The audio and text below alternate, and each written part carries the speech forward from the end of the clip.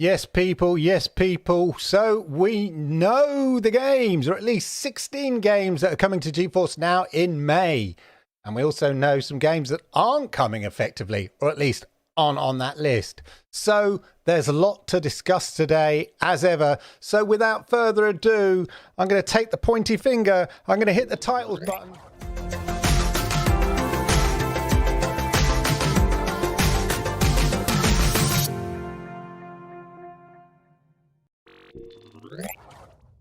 Yokoso, yokoso, yokoso, arigato gozaimasu. Welcome, welcome, welcome to GeForce Now Thursday chat. How are you all? You are all very, very welcome. I do appreciate your company on a Thursday evening here in the UK. I guess Thursday afternoon, where if you're in the US and all of that. I hope you're having a good day. Anyway, as ever, as I mentioned, we know the titles that are, well, that sounds like we know all the titles. There may well be other titles. We know of at least 16 titles coming to GeForce Now in May, and we'll be looking at that later. As ever, just a quick reminder, let's do the housekeeping. Let's get it out the way. I'm sure you all remember, but it's worth reminding you. Remember to hit the likes. Yeah? Because I like it, YouTube likes it, and it helps people like you find content like this. And if you are new here, arigato gozaimasu, do me the great honor. I would appreciate it if you could hit that subscribe button, toggle that notification bell, and that way you're going to know when I go live with content like this.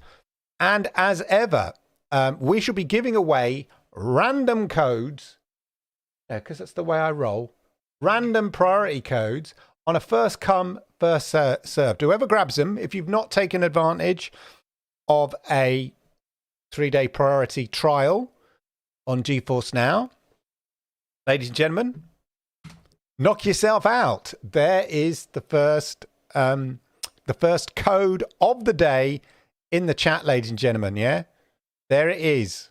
First come, first served. Whoever gets it, you get your 3-day GeForce Now priority code. Yeah, no need to sub or anything like that. Just give them away. That's what I do. I just give them away. This is about thank you for turning up and being here and being attentive. That's what it's all about, ladies and gentlemen.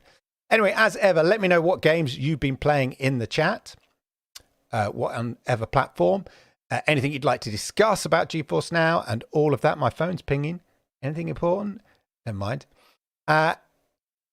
That discombobulated me for a moment. They distracted me. Let's just turn that down. Yeah, as ever, let me know in the chat what games you've been playing and all of that. I always like to have that discussion and things you'd like to discuss. So here's some questions you might want to consider.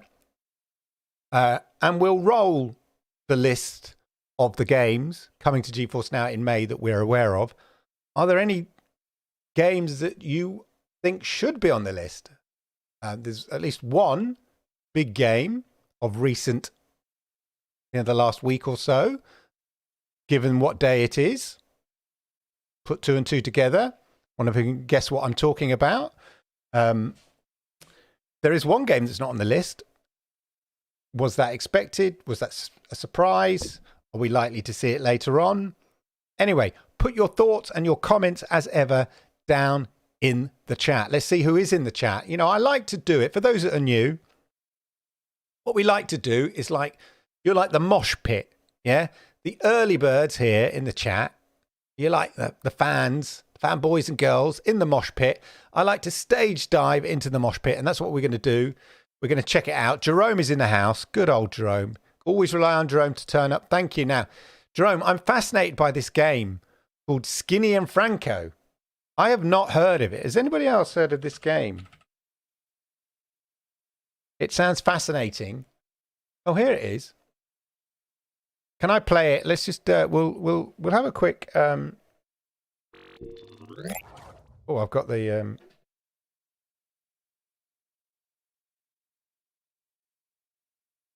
oh, that looks really stylish.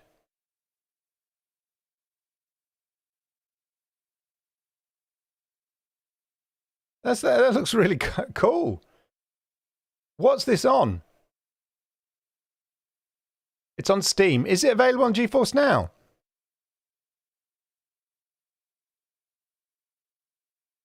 That's a cool. I really like the graphical style of that game. Very cool, Jerome. That looks interesting. The game's a blast, however, does have a few bugs. But I enjoy beating up the lowlifes. Yeah. And the game is very playable, adults only. Super work. Hey, Suarez is in the house. Good to see you.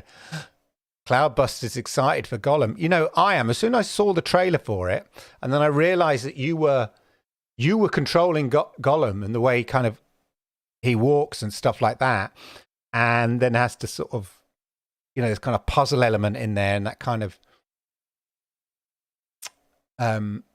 it's third person sort of Lara Croft way. Yeah, I like the look of it. I'm beginning to realize, I think that, and it does sound a bit weird, but the older you get, bear with me with this one, the older you get, your sort of sense of balance goes slightly. Now, I don't mean like an old lady, you know, tripping up in her house and not getting any help. I'm not that old. What I'm talking about is I think last year or some time ago, I took my son to a VR center because he wanted to go, and they had a racing game. You know, put the old VR helmets on and you strap yourself into a car and stuff. And it made me really ill. It made me just feel sick because of the motion sickness. And I sometimes get that when I play, you know, certain games, especially when they're first person. So what I'm thinking, and I have this theory that maybe this idea that you're sort of the kind of liquid or whatever, that sort of, what's it called? Like, the word for when you're trying to get a straight line. God, my brain's gone dead. I was using one earlier to put my pictures up. Spirit level. It's like a sort of a spirit level type thing in our brains. And as we get older, it kind of loses it a bit. So we kind of get a bit, you know, we might have be able to go on fairgrounds when we were teenagers or in our 20s and not really been bothered. But the older you get, you kind of a bit more kind of, you get. And I'm beginning to think that maybe I get that with some first-person shooters. Maybe everybody does. I don't know. I'm beginning to get it with the odd first-person shooter that doesn't really kind of click in or is a bit laggy. You kind of get a bit discombobulated. So I'm going to realize I'm going to start focusing on third-person because they're much more enjoyable. Anyway, this is a very long way of saying I like the look of Gollum and the way you control the character and stuff like that. So I'm definitely looking for that. Bless me. Thank you. Thank you, Colm. Thank you. Hey, Neil, good to see you. Duca Gabriel is hyped for Outlast Trails. Oh my gosh. When I was researching the games and yeah, that is grim. I'm not sure I'm looking forward to it. It looks really dark and twisted. I mean, don't get me wrong. I like a spooky dark game now and then, but that looks really, really gross. Yeah, get grossed out on it. We'll see some of it later. I had to put a kind of a warning up there. Lots of room for surprise game drops on GeForce Now this month. Exactly. Do not think, ladies and gentlemen, do not think that the 16 games announced are it. I don't have any inside information. It's just when I see conversations, you know, behind the scenes with GeForce Now, you know, as an ambassador. And there's a certain figurative glint in their eye when we poke them about, where's the Xbox games coming? When's the Xbox games coming? Now, we don't have any extra kind of inside information on any of that, other than that they're saying soon, they're coming soon. And as the weeks gone by, I kind of sense, my gut feeling, there's a sort of figurative glint in their eye when they say it, and they're sort of trying to keep a straight face. Obviously, I can't see them. It's on Discord. But you know what I mean? I'm sensing it. I'm sensing it.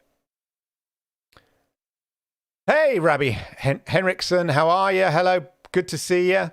Good to see you in the chat. Right. So let's check out those games. I think we've got Clive in the studio today. Clive, are you ready? Yeah. Ready to do a countdown of the games? Let's do it.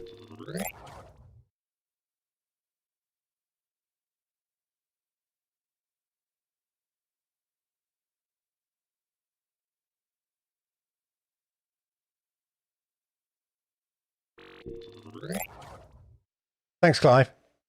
So here's your roundup of the GeForce Now titles announced for May, starting with those titles coming up, which kicks off with the following. Age of Wonders 4 from Paradox Interactive. The Age of Wonders has returned. In this epic turn-based strategy game, you will take on the role of a powerful wizard king and rule a fantasy realm of your own design. Explore new magical realms, claim and master the tomes of magic, and prepare for an epic battle that will determine the ages to come. With its signature blend of 4X strategy and turn-based tactical combat, Age of Wonders 4 offers an endlessly replayable experience.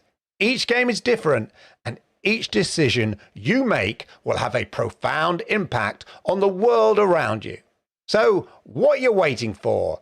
Choose your faction, build your empire, and claim your destiny in the Age of Wonders. Also joining this week is Showgunners, which is a new release on Steam. The year is 2042. Reality TV has taken a dark turn.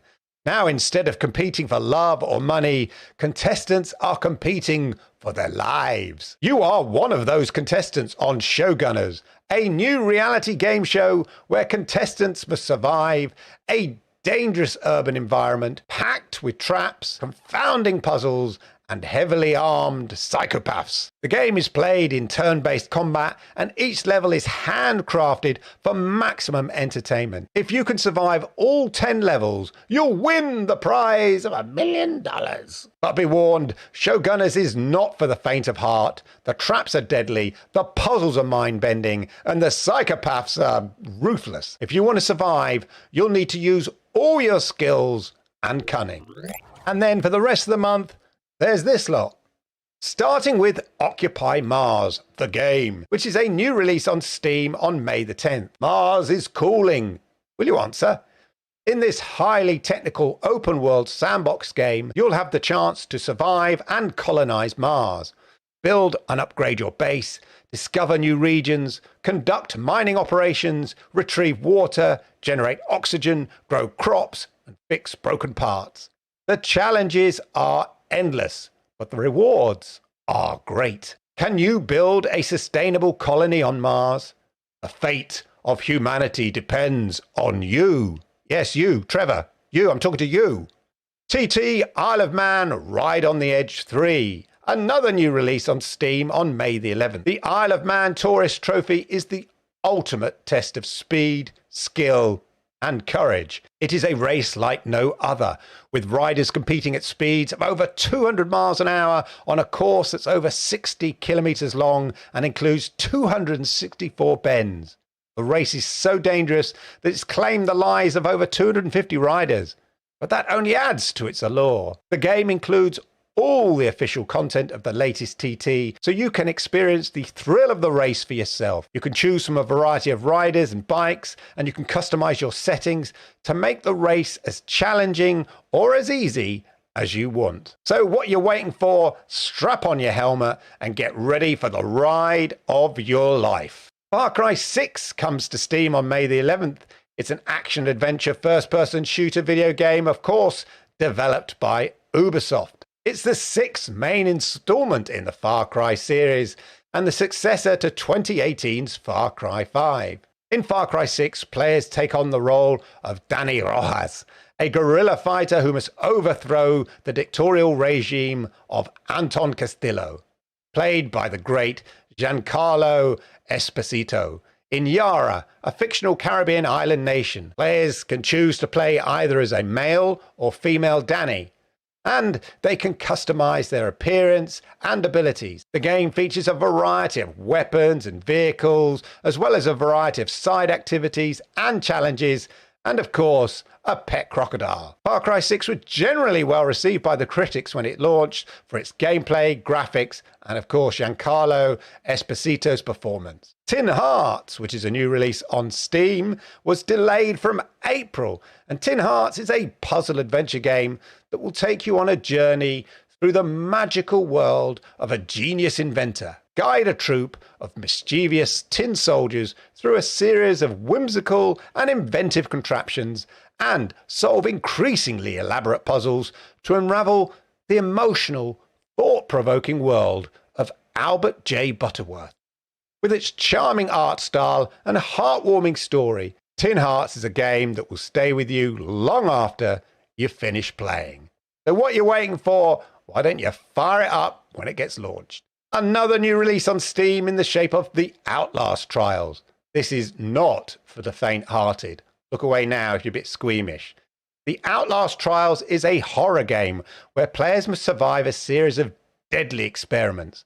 The game features a variety of enemies and includes a first-person perspective. It's pretty bloody, pretty disturbing, and yeah, not for the faint-hearted. Warhammer 40,000 Bolt Gun, a new release on Steam on May the 23rd. Warhammer 40,000 Bolt Gun is a first-person shooter, of course set in the world of Warhammer 40,000. Players take on the role of a space marine who must battle through hordes of enemies.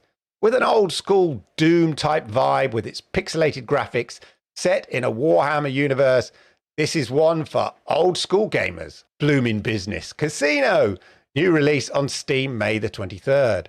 Blooming Business Casino is a simulation game where players build and manage their own casino. The game features a variety of casino games to choose from and includes a realistic economy. Another game for those PC strategists out there. Railway Empire 2, another strategy game where players build a railway empire across the world. Players have to manage resources, build railroads, and compete with other companies. And then, of course, the big one. On May the 25th, it's Lord of the Rings Gollum. Play as Gollum in an action-adventure game where players take on the role of the eponymous Gollum, of course a creature torn between good and evil. Players must explore Middle-earth and complete quests in order to find the one ring precious. Above Snakes now. Imagine a world, if you can, imagine a world where you can create your own destiny. A world where you build your own home, farm your own food, and craft your own weapons. A world where you can explore the vast wilderness, battle dangerous creatures, and make friends with other survivors. This is the world of Above Snakes, a new survival RPG set in the Wild West. In Above Snakes, you are free to do whatever you want. You can build a peaceful farm, or you can become a ruthless outlaw. You can explore the world, you can stay in one place and defend it from attack. The choice is yours. Above Snakes is a game about freedom and choice.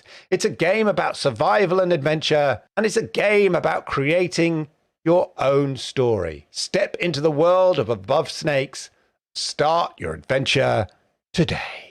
System Shock comes at the end of May. Yes, System Shock is back. The 1994 first-person shooter has been remade by a team of industry veterans from games like Fallout New Vegas, Mass Effect, and BioShock to create a faithful reboot of the classic game we all know and love. In System Shock, you'll take on the role of resourceful hacker as you explore and survive the terrors of Citadel Station, brought on by a rogue AI named Shodan. Very appropriate. Rogue AI.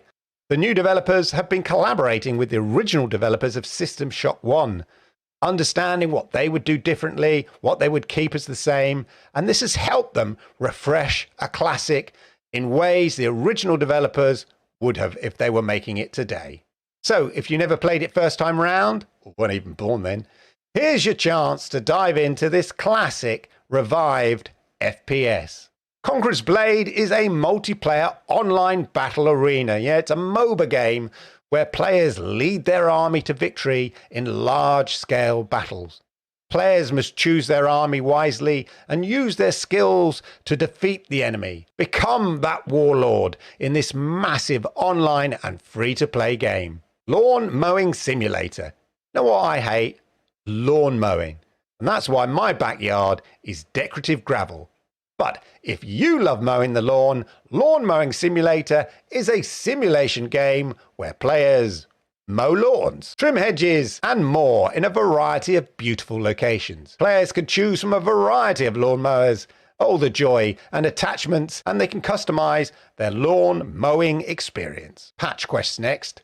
A lasso, a monster, and a maze. Deep within a forgotten jungle labyrinth, a lone adventurer stands against a horde of vicious monsters. Their only weapon, a lasso. This is Patch Quest, a roguelike Metroidvania monster taming game, you know, one of them, that combines the best of all three games.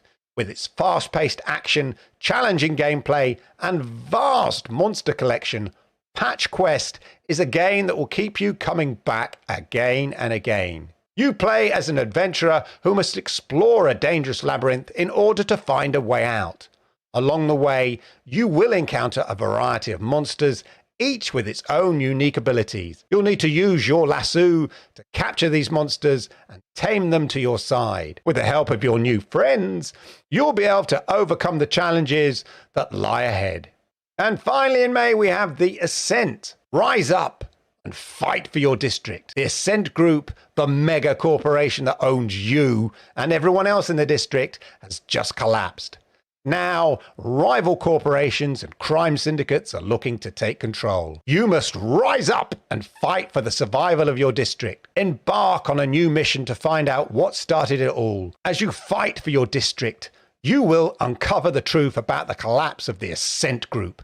You'll learn that there's more to this story that meets the eye.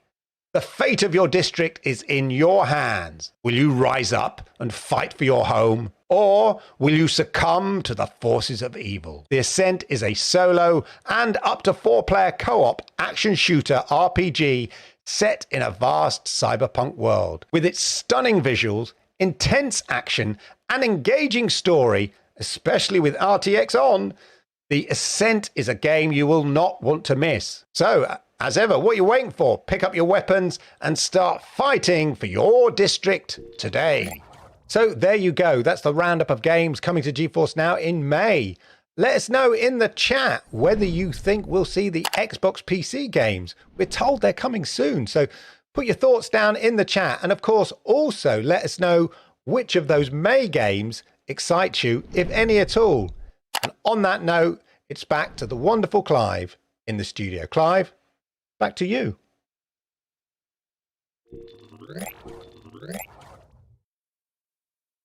Thanks, Clive. Yeah, that was good. Right, so there you are. That's a rundown, ladies and gentlemen, a rundown of the games coming to GeForce Now that we know of in May. As Clive said, and as I'm saying, let me know in the chat what you so these are the questions going out to you to engage the chat. What do you think of that list? B, are there any particular games on there that stand out for you? And 3, what is the omission you think on the list? What the obvious omissions, given what day it is, ladies and gentlemen? Itchy eyeball. There we go.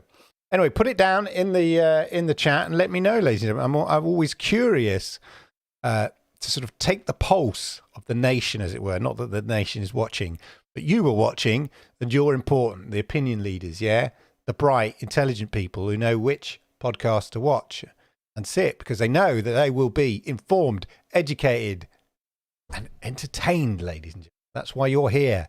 So put it down. So. Obviously, the big one there, I think, Gollum.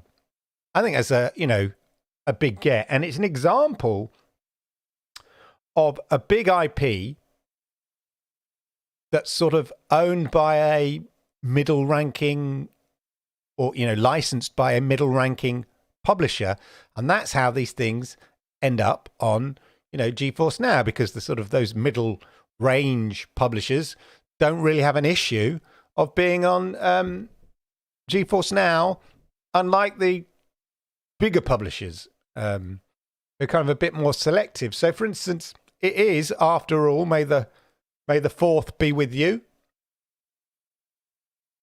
May the 4th be with you, of course. It's Star Wars. Where is Jedi Survivor? We talked about it a little bit about last week. We might see it. But if you are in the mood for Star Warsy things, I was just checking here.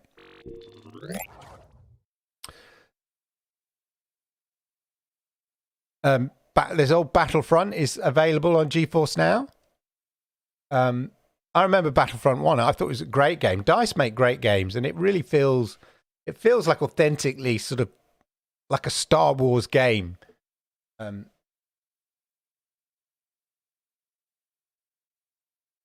Yeah, so if you're in the mood for a bit of Star Wars, and I noticed here, you can buy the Celebration Edition, £8.74 on Steam. So I got this from, because who was it that pointed out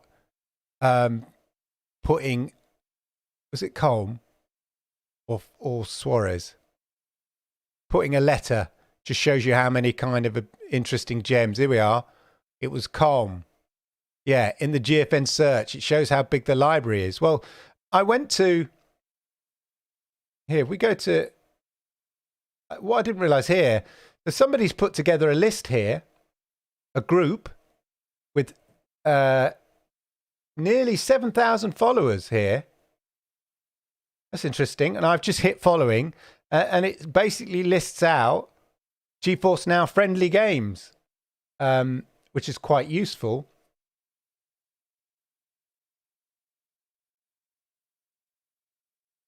And it looks like Age of Wonders been added. They're going to have to add a few more games. But it's quite a useful list. But yeah, you can sort of just whiz through this and see, because we sometimes overlook, there are 16, this is just the Steam as well. There are 1,600 games on GeForce Now. As ever, there were comments on the news video I did today going, whack all games, or that's a load of, shizzle. And in fact, one of the comments, go to it, because it's quite amusing.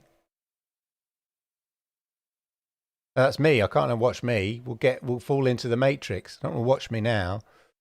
That'd be crazy. What we want, I'm on the wrong channel. On that channel, on this channel. Right. Comments. Yeah. Jiri Cassel said here, I need AAA games like Returnal, God of War, Jedi Survivor. I don't understand why they build expensive servers for stupid 2D games and many more shizzles. All right. Somebody points, oh, it's Duca. Good shout, Duca. Look, it's up to the publishers on what games are coming to GFN, dude. Well said. Shout out to Duca, who is in the chat. Yeah, whack games like always. So there's the people you're not going to kind of please. But there are 1,600 games. So yeah, sure, there's no Returnal. There's no Jedi Survivor. Were you telling me out of the 1,600 games, there's not one or two games you might take your fancy? I don't know. Just seems a bit kind of closed-minded. I mean, obviously, yes, we want to see, Jedi Survivor would look amazing. Well, they iron out all the bugs. In fact, perhaps it is worth waiting if it ever does come. As I said, it's weird because you've got Battlefront 2, so I could see Jedi Survivor coming later. I mean, I don't mean like in the next few weeks. I mean, much further down the line, interestingly enough. I put in here that Patch Quest looks good. It does. It's just that mix. I mean, I'm not sure about the Metroidvania style thing, but the idea of they've basically, it's like they've thrown every little genre of 2D game at it. Metroidvania, kind of, although that's not exclusive to 2D, obviously, but that kind of style play, the bullet hell kind of stuff, that almost like Vampire Survivor thing going on, the kind of bullet hell, just collecting, catching monsters, getting upgraded skills from the monsters, just that whole kind of, they've just like thrown all these ideas, but it seems on the face of it, looks like it works. Looks like it would work. I mean, they're not all my cup of tea as genres, but there's something about it look quite fun. Yeah, look, I wondered, please, Neil, Lawn Mowing Simulator was the one that got my attention. I always wondered whether I'd enjoy a game like this, like Power Wash Simulator. I guess there's something a bit therapeutic. On YouTube, there's a channel that keeps popping up in my algorithms of a guy who just goes round power washing people's driveways in America. He just goes up, knocks on the door, and he says, "I'll do it for free. I noticed your driveway, your pathway to your door's looking a bit grubby, a bit rude. I wish you'd come round mine," except he's in America. But there is, and then it's just the YouTube video is just him power washing the guy's driveway, and then you get like a before and after. And I said, A, what a great idea for a YouTube channel. B, I would never have thought it would be a good idea for a YouTube channel. And C, there is something quite therapeutic about it. So, yeah, my first reaction to Lawn Mowing Simulator was like, oh my God, really? I hate gardening. Well, the idea of it, I don't know, there's something, I feel like I've given up in a way. I feel like I would have succumbed and started acting my age. I'd have to put down my controller and start doing gardening like old people are meant to. Yeah? Get in that garden. This is my narrow-minded view of things. Get in the garden. Do some weeding. I mean, like the upkeep of my lawn was a nightmare. I just got rid of it. And now I've got lovely decorative gravel, although that has its own issues. But, it looks nice. But at least I don't have to mow the lawn all the time. But, as I said, so the idea of getting a game to do it, although I wouldn't have to worry about conditioning the lawn and all that, but yeah. Be careful with Star Wars games on GFN. Controller isn't always working, sadly. Good shout out, Cloudbusters. I didn't realise that. I'll have to test it out. It is only £6. So, Star Wars Knights of Old Republic has been opted into GFN alongside the original Battlefront 2 from 2005. Hopefully they'll be added. Oh, yeah. Star Wars Knights, best Star Wars game ever. Yeah. Oh, all the way from Osaka. Konbanwa. It'd be morning time, isn't it? Yeah, for you. Yoshida's in the house. Live, ladies and gentlemen, from not quite the other side of the world, but almost the other side of the world. From Osaka. So, yeah. Konbanwa. Except it's not, Konnichiwa. Take care of that frontage. Oh, I always do, yeah. I discovered my front yard, this little yard, is a bit, let's just say it's a little bit overgrown. So I just bought myself a little, talking about not doing gardening, but I don't mind. I bought myself a little hand chainsaw. Like Chainsaw Man. Chainsaw Man! If you know what I'm talking about. Right? A little hand saw. And then just going around lopping off branches. Yeah, and I sort of started clearing the yard because it's sort of a bit of a jungle in front of my house, which is nice because it makes it, secluded. Don't have any weirdos looking in. Although now I've trimmed it down, you can look right through my house. It's a bit disturbing. But I have to make sure what I'm wearing in the morning, just put it that way. Anyway, I was clearing the path. No, I was clearing the yard and I discovered a path in my yard. It's tiny. It's tiny up, but it's a crazy paved path. It doesn't go anywhere. But I felt like I felt like Indiana Jones or an archaeologist. I was scraping away the muds on the surface of it, going, oh, look, I've discovered this pathway. I've discovered this path. Boing, boing. You got your boing, boings out. It's a bit rude. Ohio. From Calm there. Yard work isn't so bad. I just hate doing it. Yeah, occasionally you've got to do it.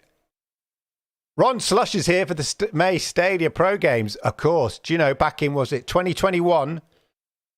That was in the heady days of Stadia when they announced Jedi, the first Jedi.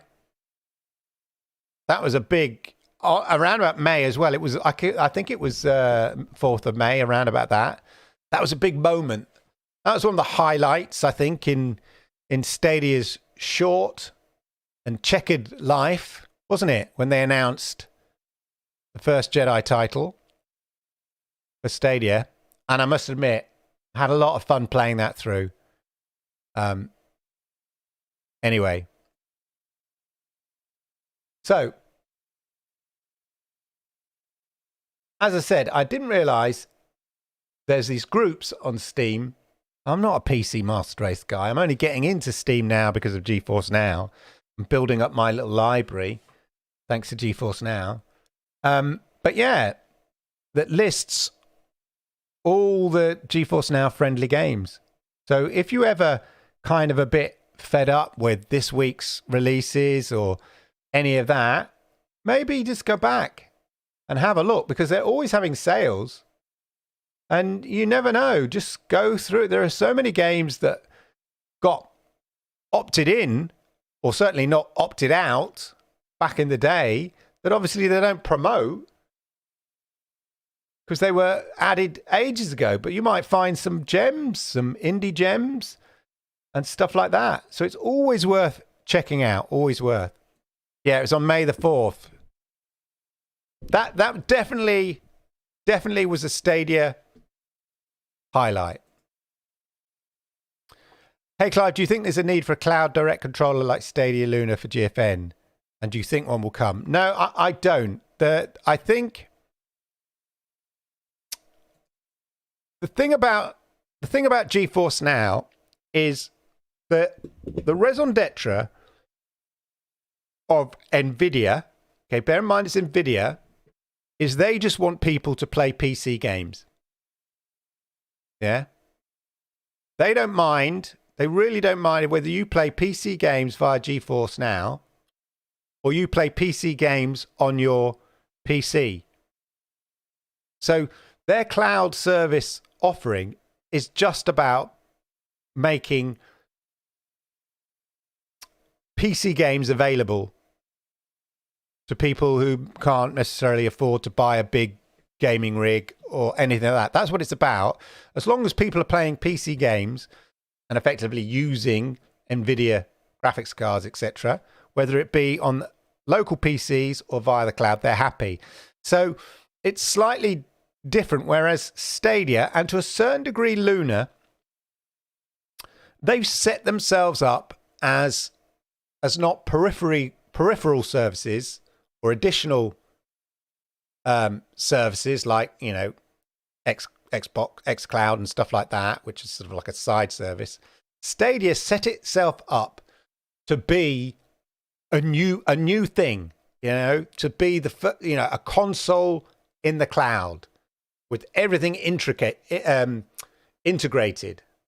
Yeah, the controller, the console, they're all integrated. It was a new concept, well, not a newish, concept package. That's what they were trying to forge. Not a sort of an add-on, an extra, a nice to have. They were trying to create that virtual console. And Amazon, to a certain degree, the same. And that's why I think they have controllers, specifically for that purpose. Their whole raison d'etre was the cloud element of it. Whereas xCloud is just offering an additional way to play Xbox games. They just want to be on lots of different ways of playing on platforms. And I said, NVIDIA's raison d'etre is to really showcase the power of their technology the servers, the graphics cards, all of that, the super pods, and just have people play PC games. So that's why I think we won't necessarily see a controller specifically for GeForce Now, because it's about playing with the controllers you have and stuff like that. Also, as an ambassador, can you put in a word for the web app to have streaming and recording options like the Windows app so I can do it on my Chromebook? Yeah, it'll be interesting to see, yeah. Just seen Generations on sale on your screen there and picked it up. Well, there we are. I'm on commission. Yeah, maybe I'm on commission, ladies and gentlemen. There's some good, certainly good stuff in the sales. Let's just check out quickly the blog. Now, are there any races in? We talked about Gollum. TT Isle of Man, Edge 3. Is that ringing the bell for anybody? Yeah? Revving up? I'm not a great racer. I don't mind, but I want my racing games to be more arcadey. And then, of course, the other one is System Shock, which looks quite good. I originally, when I was researching it, I downloaded the video for the original 1994 version. I thought, and then I'd done the research on it. It said, oh, yeah, they've upgraded it and all this kind of stuff. And I think, well, they haven't upgraded it that much. It still looks like 1994, unless they intentionally made it look retro. But then I realized I'd downloaded the original 1994 version of System Shock. And so I had to quickly re-edit the news.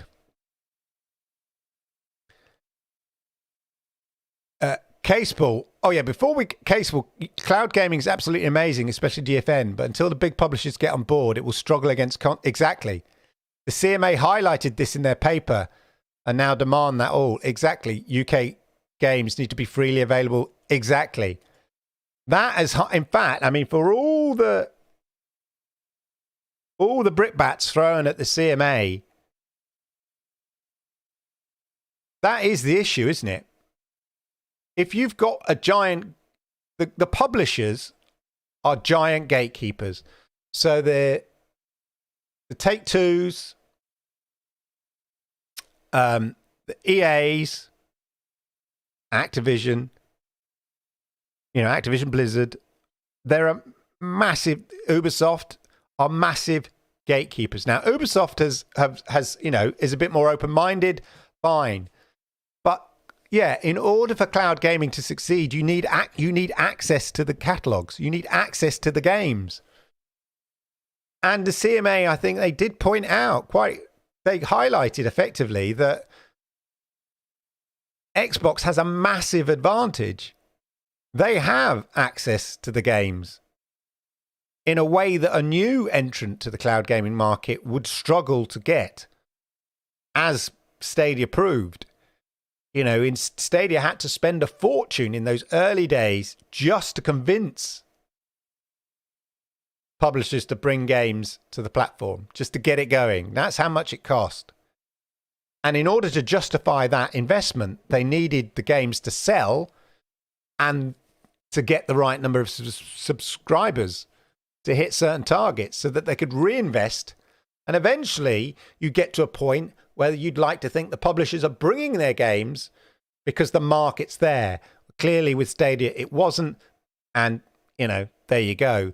So the fact that big games, well, they sort of go hand in hand. Big games from big publishers don't appear on GFN absolutely highlights the issue with Microsoft acquiring Activision Blizzard and just then becoming a gatekeeper, one of the most to a massive, massive catalogue of really, really much, big selling AAA games. Your Overwatch, your League of Legends, your Call of Duty. And therefore, it being in a position of power over a new cloud gaming entrant wanting those games. So, yeah, every time you sort of moan, well, where's Jedi Survivor? Where's Call of Duty? All of that. It's the gatekeepers, isn't it? And Xbox is a gatekeeper. So there we go. This whole deal has forced Microsoft to do these 10-year deals because it was a legitimate concern raised by the CMA. Which reminds me of, Caseball as well. Who saw this article? So you've just reminded me.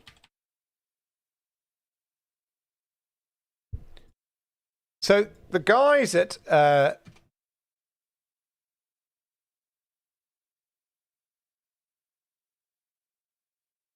here we are. Look, Digital Foundry. So as you know, avid cloud gaming supporters, well, certainly I am. I've from Stadia, big fan. Obviously with GeForce Now and their Ultimate tier.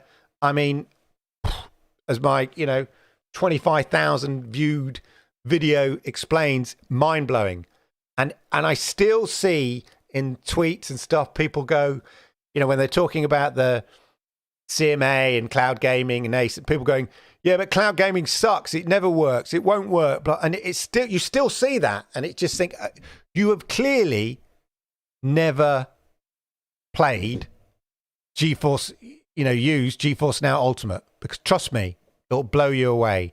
Unless you regularly play on a local PC with a high graphics card, right, where you might think, well, it's about the same, or actually I still get a better experience with my local, fine.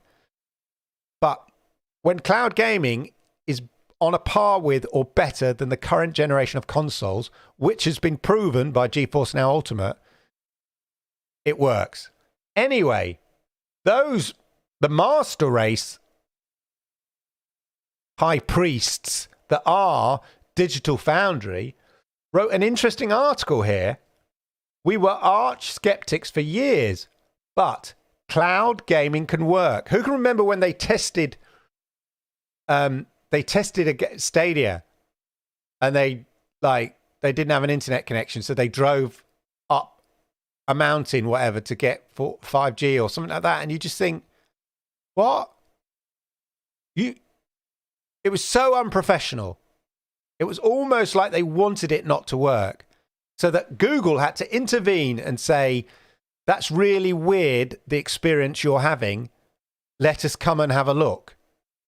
And then Google pointed out a few obvious things to them, like, hello, like here I am with my, 50 megabits per second, playing amazing looking games in 4K, 60 frames per second.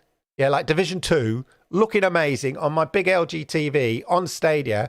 And then you've got Digital Foundry going, it was Doom. It was their review of Doom Eternal. Like, here's me going, this is incredible.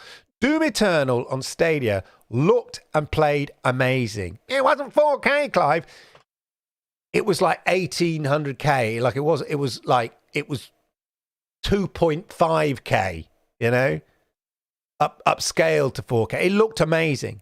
And it played a game that's so twitchy, no sense of lag.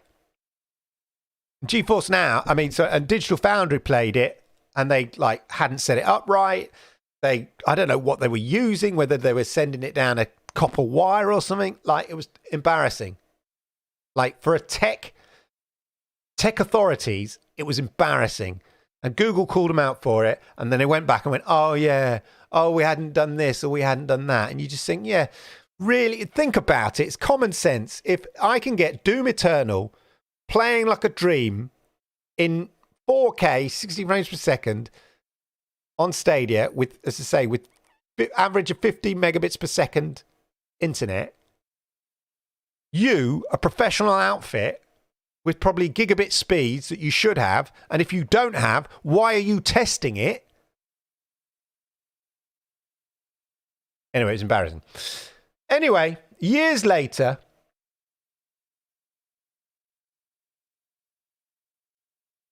they put here, I speak as a journalist that covered the power of cloud right from the very beginning, when OnLive claimed to be delivering an as good as local gaming experience way back in 2011.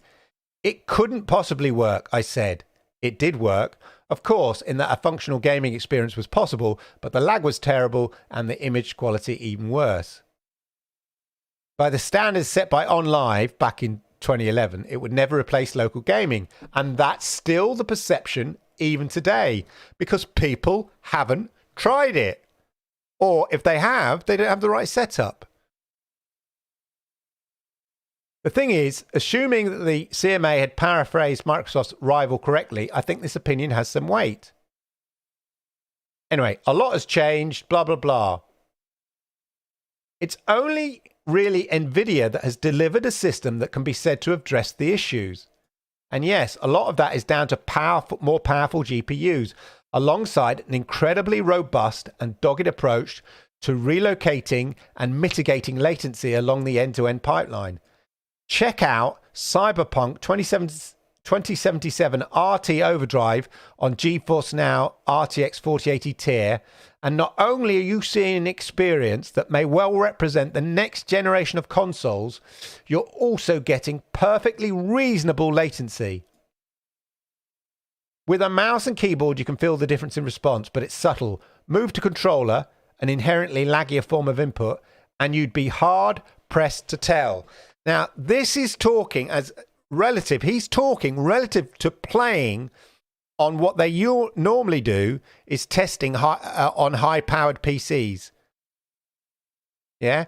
But for your average gamer, who is probably a console gamer, or has an older gaming PC, I mean, the percentage of people that have a top level 4080 tier plus gaming PC is small. Your average graphics card is significantly less than that. The experience of a game that showcases the real power of cloud gaming, which is Cyberpunk 2077 with RT Overdrive on the GeForce Now RTX 4080 tier, shows you cloud gaming works. So I'm really pleased that finally the arbiters of what is acceptable in terms of tech and game reviews have said, yeah, you know what, actually, it's there. Cloud gaming works. That's all you need. Yeah, at last. Well, welcome to the party. Finally, glad you finally came round to us. We've been saying it. Yeah, look, no, the kind of kit that they've got, of course you're experienced. If you're Linus Tech Tips, I think it's unfair to compare it with a £3,000 gaming PC, but they have effectively and said it's pretty good. And Cyberpunk, what NVIDIA have done with the game in terms of using their technology to deliver full ray tracing, and then the technology both in their servers and down the latency chain is amazing. They've done an incredible job, NVIDIA. That's what they are. They're a technology company, and they love showing it off. Anyway, it's lovely to see, or it's good to see, that these arch skeptics, Digital Foundry, have finally shown NVIDIA's, that's all you need. NVIDIA's GeForce Now and infrastructure upgrades deliver a startling proof of concept. That is the future. It is the future, ladies and gentlemen. And anybody who says, oh, cloud gaming will never work, nobody wants that, nobody will, right? Tell them to get back in their horse and cart, wind up your car window and drive off into the sunset. Yeah? Because that's what's happening. Trust me, ladies and gentlemen. Right, rant over. Now, I noticed Mr. Inled was in the crowd, which made me think, so do you ever have a problem with wait times? I must admit, I don't. I am on GeForce Now Ultimate tier. Look. The brilliance that is. I miss... Inled used to do he still does amazing infographics, but when I had the Stadia show, he used to do really cool infographics. I love a good infographic. Anyway, this page live tracks the current queue length of GeForce Now servers in the EU. It helps to estimate waiting times and deliver server capacities. And here we go. InLED and his amazing technology made by Love. Was it by InLED or somebody, or just highlighting it? Anyway, made by Love by Ryko and Zortos. And here are the servers. There's a London server. So presumably, if InLED's still in the house, presumably this is for people on the free service. Because I've never had a queue issue. There's London, there's Paris, another London one, Frankfurt, Amsterdam, Sofia. But there we are, quite useful. Let me share that in the chat. If anybody wants to sort of bookmark it, I just thought it's quite useful if you ever want to know what the queue times are. Here's the Reddit thread. Oh, I've been on Reddit for ages. Okay, this is by Professional Pool. Hello, everyone. Me and my friend have created a website that would be useful for a lot of free users. So it is aimed at free users. Talking of which, ladies and gentlemen, look, we can't have you. I can't have it if you're just a free user. Let me, oh, look, grab the codes. Let me just grab a code. Right, if you're a free user, here we are. Try a 3-day priority pass. There we are. First come, first served. Yeah, so if you're a free user, it's quite a useful device to see what the queues are like. Busy in Frankfurt, tell you that much. So yeah, shout out to InLED for highlighting it, and shout out for the guys who built the thing. Very good. Good stuff. Very useful. I'll just share that with you, ladies and gentlemen. Just let's just see what you've been saying in the chat. Games need to be freely available. I told you I've had a dream case. Well, I have a dream that games are just available on all platforms. You know, except exclusives, which are fine. I don't have an issue with exclusives in order for people to say, look, live in our ecosystem. Yeah, or live in our ecosystem. But other than that, multi-platform games should just be accessible on all the platforms. And you'd like to think that they could create technology which automatically, remember like with Stadia were working on some sort of porting stuff that would almost automatically port a game to their Linux system. Take a Windows game, put something in between, press a button, and it kind of almost ports it. I mean, there's a bit more work to it than that. But the way you know, technology and AI technology is going, I can see where that becomes automatic and on the fly almost. I don't know. I mean, don't go, that's ridiculous, Clive. That'll never happen. Yeah, in the same way cloud gaming will never happen, you know? Like, we don't know.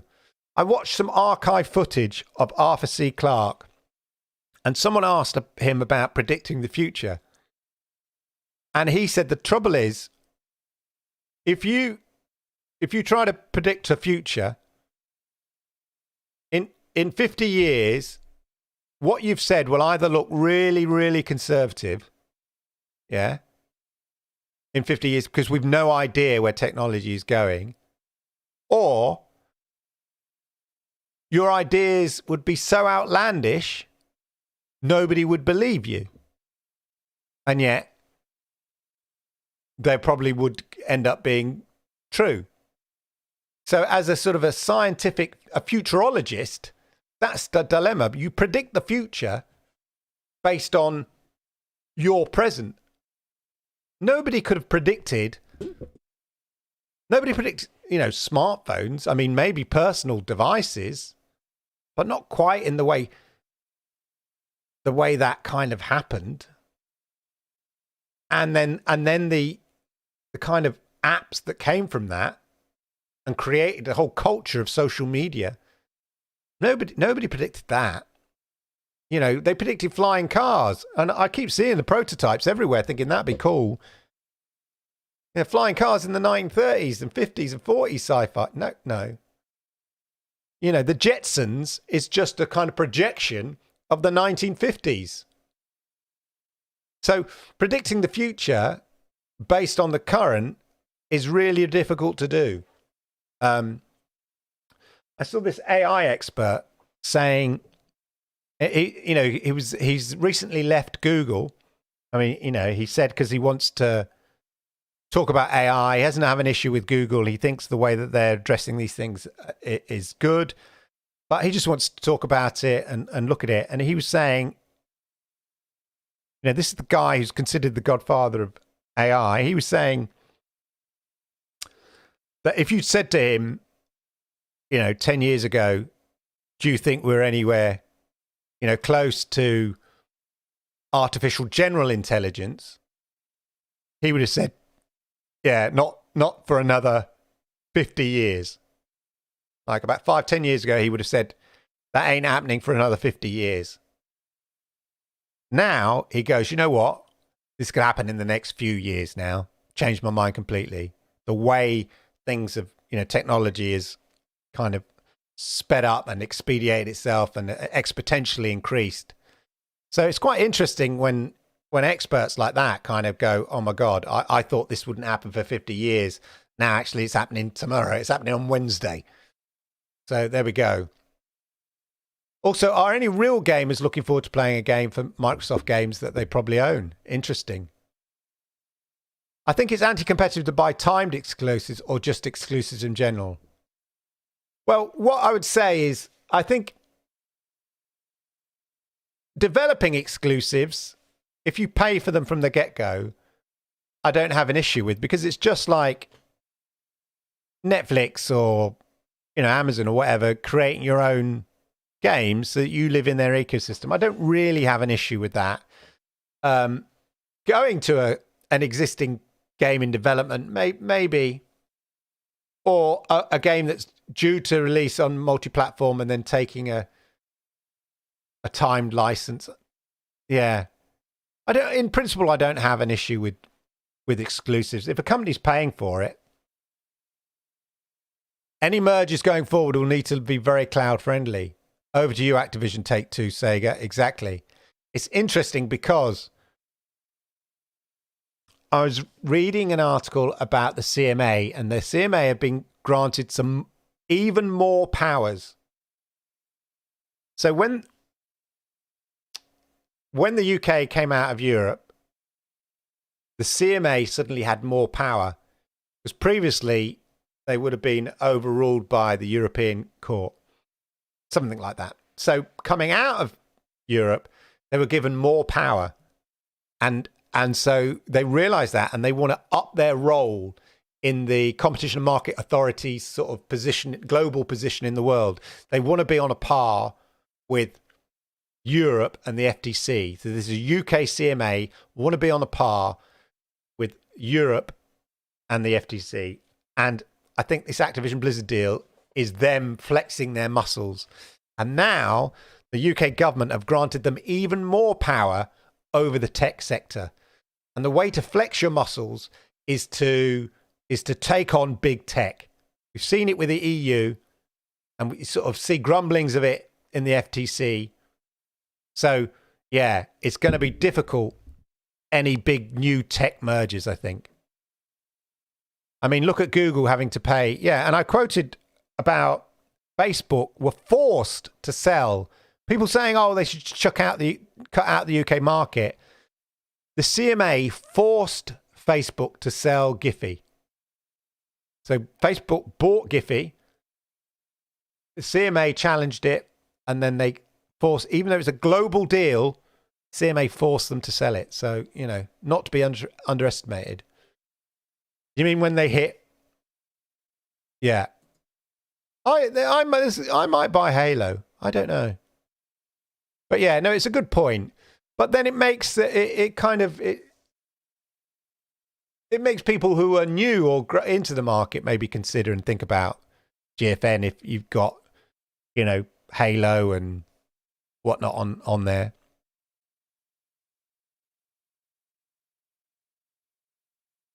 You get them included on. You won't get them included on GeForce Now. Again, this is raised by the Competition and Markets Authority. The games that are being made, the Xbox PC games that are being made available to GeForce Now, are if you buy them. So it won't be the Games Pass. If you have Games Pass, you get to play them on the within the Xbox ecosystem, but not via GeForce Now. Look at EA. Yeah, EA and Ubisoft. Ubisoft especially. I think that's the way to go. I think that is maybe the way to go for greedy publishers, you know, to say, yeah, subscribe to our catalog and then play it anywhere. I mean, like I've said it loads of times on this show, you're leaving money on the table. You're leaving money on the table now with GeForce Now. What does GeForce Now have to do to prove to you that actually having your PC game available to play on GeForce Now is a great window to your tech and to your game? Because people get to play it on a 4080 tier. Yeah, Ubi are super consumer friendly. I mean, yeah, what they did, absolutely, Suarez. Flowers to Ubisoft. I mean, the fact that, yeah, they didn't have to do that. Really, did they? Like, if you bought the game, if you bought the Stadia version of the game, they gave you the PC version, which is really, really good. Because considering Stadia also gave you the money back, I mean, no one actually knows how the games are going to be integrated to GFN. The original release is purchased from Steam. Yeah, PC games never pass. It's not Games Pass. That's the point. That's about the business model. It's about buying, which is what the CMA raised. If somebody wanted to make it part of the subscription service, or their own one, they couldn't. Every time there was they gave with one hand and took with the other. Yeah, it was 2 steps forward. Stadia was always about 2 steps forward, 3 steps back. Yeah, not like Redfall. I was playing Redfall actually. It's all right. It's all right, but that's the problem. For a flagship effectively in-house, what's the word? Like blockbuster game, tent post game for the Xbox Game Pass release throughout the year. This is one of the tentpole games. So Redfall, Starfield will be one. Forza Motorsport, the next Forza, all that. Tentpole games. For a tentpole game, it's all right, isn't good enough. So yeah, Redfall is all right, but it ain't good enough. Crow's in the house. Lovely to see you, Crows. Oh no, Ubisoft Store declines your payments. Oh, nightmare. Do you know that 48 tier is actually a better spec than 99% of gaming PCs? Casable, it does not surprise me. It does not surprise me. The average, when I looked it up, the average graphics card was barely, this was last year, barely higher than a 1080. Yeah? So it's crazy. It's crazy. Cyberpunk on Ultimate, but couldn't get path tracing to work without lots of stutter. That's interesting. Worked really cool for me. And the great thing is that they have an automatic switch. So being a non-PC type gamer, who doesn't like playing around with the settings. I like my game to just work vanilla out the box. I love the fact that in the settings on GeForce Now Ultimate, the Cyberpunk Overdrive, it's just got an automatic settings button. Oh yeah, you want overdrive, just click this and it does all the settings automatically for you. While Luna doesn't have 4K, the games play fantastic. I must admit, I was impressed with Luna, actually. It was on a par with Stadia, apart from the 4K bit. But certainly gameplay, it felt like it.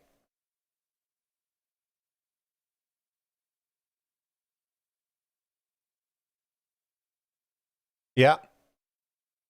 I mean, anybody coming into it's going to be. It's clearly. I mean, the games industry is so massive. It's going to be tough. Anybody to break into the cloud gaming arena, you need to have an in somewhere else. So, for instance, I think Amazon have got obviously deep pockets. That helps. They've got the infrastructure in terms of the cloud, AWS, they've got that. That helps. They've got the biggest cloud infrastructure out there, so that helps. They don't have the catalog. That's the drawback. But they do have massive subscription. Yeah, with Amazon Prime. So that's a possible way for them to sort of get in that might make up for that they don't have the catalog, yeah? They've already got massive amount of subscribers for their TV and film. So for them, Amazon, that's an angle in. Netflix, similar, yeah? They don't have the infrastructure, but they know how to set up and create the infrastructure. They go to a lot of the ISPs, Netflix, and they say, can we put our big box of films and TVs? We've got a hard drive here. Can we just put it directly in the ISP, please? And they've done deals with them so that it makes the streaming experience super slick. So it's not all being streamed from, America or whatever like that. They embed the kind of content, as I understand it, the ISPs. So they've sort of, they don't have the infrastructure, but they sort of know how the infrastructure works and get the most out of it. They've got massive subscribers who kind of have that, like a Venn diagram. I mean, you look at things, The Witcher, Stranger Things, that kind of culture there of subscribers, a lot of potential for gamers as well. That's why they're sort of going in softly catchy monkey with the mobile games, but they're investing in the AAA. And it's not just for the game side. They're investing in the AAA because if they can create an IP that they can exploit via a game and via a TV series or a film, which we're seeing that crossover. If they can create their own IP to do that, that's going to help them out. So Netflix is another one that I can see. But other than that, I think you're hard pushed to find another entrant into the cloud gaming market on scale. And I think Amazon and Netflix are the obvious ones because they already have a big subscriber base that they could sell it to. So they don't, unlike Stadia, who had to start from scratch, build a subscriber base, convince people of this brand new shiny thing, and people clearly weren't convinced. So yeah, it'd be interesting. I don't see an overdrive, only path tracing with the video options. That's what I was looking at. It wasn't an over, it was just at the top. You just flick it and it does it for you. You get, there's like custom, there's various options, but you go through and you'll see one and it says path, just select it and everything else is set up for you. Yep. ISP deals like E and BT. Yeah. Exactly. Wow. Ladies and gentlemen, there we go. I didn't think I had enough I never do think I have enough with GeForce Now once we've gone through the games to fill up the show. But clearly with you guys in the chat, we have. I'm going to give away one last code, ladies and gentlemen. What was that last one? Okay, one last code. Grab it. We'll leave it there. The last one of the night. 3-day priority code. Go get it. And on that bombshell, ladies and gentlemen, have a wonderful, wonderful evening. Thank you for being with me again tonight, live on a Thursday night on the GeForce Now Thursday chat. I've got the wrong logo above my head. Look at that. Because I did a record earlier. There we are. Bing. A bit late now. We're finishing the show. Thanks, Eva, for being here. I know you could be doing other things, so I really appreciate it. Remember to hit the likes and all of that. And if you come across this show by mistake, by error, by fortune, by fortune, you are a lucky person. Hit that subscribe button and toggle that notification bell. Have a wonderful, wonderful weekend. Rest of the week and the weekend. And I'll see you live on Monday night for the Xbox Monday Night Chat. Those who want to do that, 10 p.m. Otherwise, same time, same place, right here next week, ladies and gentlemen. Thank you and goodbye.